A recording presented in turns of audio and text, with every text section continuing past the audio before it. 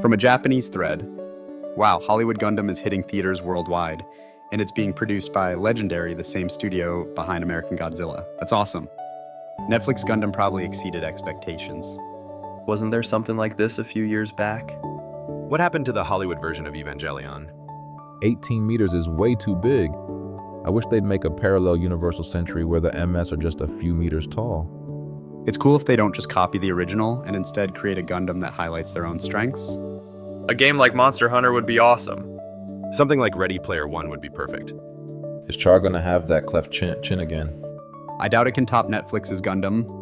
The Revenge Requiem route is pretty good. Who's playing Amuro? Don't forget about G-Savior every now and then. What a lucky guy. Amuro would totally nail the role of Rooster in Top Gun Maverick. Amuro is like Tom Holland, and Char is basically Robert Downey Jr. I only vibe with Char if he's got a cleft chin. This could just turn into a movie about Federation propaganda. Sounds fun to watch. I'm in. Why do the same thing as Starship Troopers? Speaking of Starship, it's like Space Marines, the original inspiration for Gundam. If you see it as a return to the roots, then... Helldivers is popular now, so if they do it, it should be a hit. A dystopian Gundam could be pretty cool too. So, no MS at all, just soldiers with machine guns? Maybe it's time to turn MS into powered suits. Will it turn into a righteous super robot Gundam, like going back to the roots of Gundam? I'd love it to take a stylish military vibe like Top Gun Maverick. I think Christopher Lloyd would be perfect as Temray. That's intense.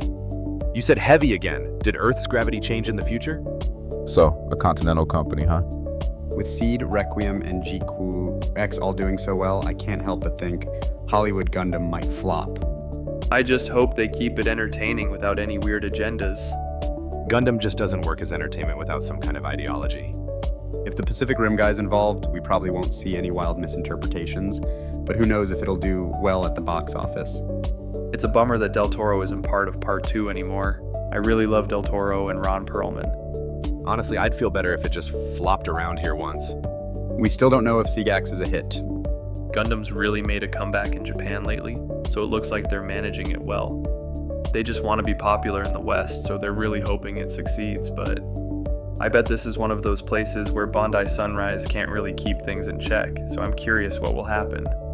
Honestly, Gundam isn't super well known in America yet, so just getting the name out there is a win for Bandai.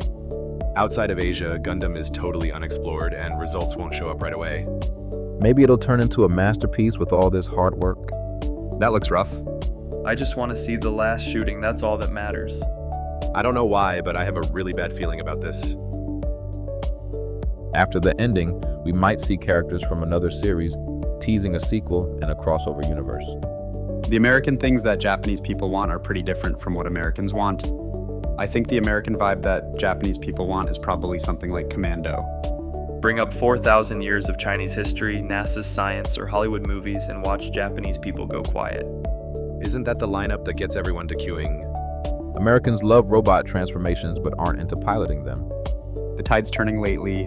More people are getting into Gundam after growing up with it on Cartoon Network or seeing the life-size Gundam at the Tokyo Olympics. With Star Wars and Star Trek struggling because of political correctness, more people are turning to Gundam for their sci-fi fix. That info is old news.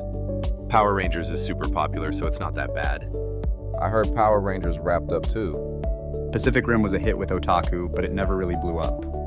They might target the Asian market since China and Korea are into robot anime. If this goes well, Gundam games could finally take off overseas. I really hope they make new Giren's Ambition, Muzu, and Senki games with that hype. I really hope Hollywood Gundam succeeds because I want to see an open-world, Western-style Gundam game from overseas developers. Just because one movie does well doesn't mean those games will actually get made. That's just wishful thinking. Gundam's got a global fan base, so even if one movie does well, it won't change much. The start's pretty similar to the original. The Federation's like the Allies and Zeon's the Axis. It all comes down to whether the staff gets what makes Gundam special.